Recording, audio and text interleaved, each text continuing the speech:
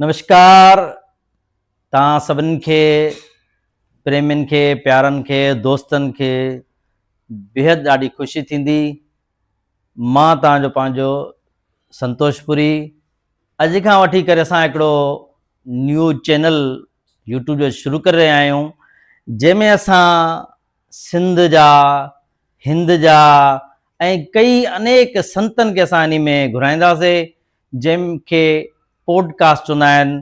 असां उन पॉडकास्ट ज़रिए असां उन संतनि खां, महापुरुषनि खां, भक्तनि खां ऐं जेके ज्ञानी पुरुष आहिनि उन्हनि खां, जेके सत्संगी आहिनि उन्हनि खां असां परमात्मा जे बारे में, संतनि जे बारे में, उन जे जीवन जे बारे में असां उन खां कथायूं अनेक उन्हनि खां उन जा वीचार अनेक खां प्रसंग सम्झंदासीं, ॿुधंदासीं असां उन्हनि खां ऐं उन्हनि जो आनंद वठंदासीं त संतनि कीअं सिंधड़ी में पंहिंजो जीवन गुज़ारियो, कीअं संत जेके महापुरुष आहिनि, जंहिंमें सतगुरु असांजा साईं कैलाशपुरी दातार, संत कंवरराम, साईं शुभजन, साईं सतराम दास, साईं टेऊंराम साहिब जन, साईं आसूदाराम, अनेक महापुरुष संत आहिनि सिंधड़ी ते, धरती ते, जंहिं पंहिंजो अनेक हिकिड़ो जीवन गुज़ारियो आहे, जंहिं हिकिड़ो प्रेम जो प्रचार कयो आहे, धर्म जो प्रचार कयो आहे। उन्हनि असां सभिनीनि खे उन्हनि खे असां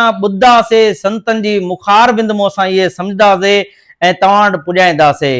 हीअ असांजी नंढड़ी हिकिड़ी कोशिशि आहे, जंहिंमें असां वधंदे या पंहिंजे तरफ़ो कंदासीं ऐं तव्हांजो साकार खपे असांखे। तव्हां खे ॿुधवे सम्झवे, तव्हांजे नॉलेज वधंदी, तव्हांजो ज्ञान वधंदो। छो जो असांखे पढ़ाई सां गॾोगॾु इंग्लिश वग़ैरह ॿी सां गॾोगॾु धर्म जी ॼाण बि लाज़मी आहे, जेका असांजे दिन ब दिन ख़तम थींदी वञे थी असांजे नौजवान छोकिरनि मां।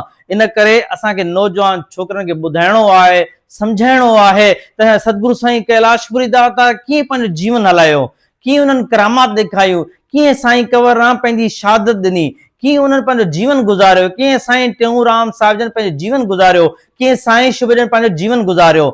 उन्हनि खे सम्झासीं ऐं भॻवान कृष्ण जे बारे में, भॻवान राम जे बारे में, झूलेलाल जे बारे में, जेके सिंधड़ी जा सिरमौर आहिनि, असांजा सिंध जा सिरमौर आहिनि असांजा, उन्हनि जे बारे में सम्झासीं। सो इन करे इहो सॼो असां ॿुधंदासीं। जल्दी तव्हांखे असां इहो पॉडकास्ट असां ॿुधाईंदासीं संतनि जा, भक्तनि जे बारे में, महापुरुषनि जे बारे में, ज्ञाननि जे बारे में। सो जल्द इहो तव्हांखे पुॼाईंदासीं। सम्झजो, ॿुधजो ऐं सम्झजो ऐं उनखे सब्सक्राइब, लाइक कजो ऐं उनमें काई बि हुजे असांखे कमेंट्स ज़रूर कजो। नमस्कार, नमस्कार, नमस्कार।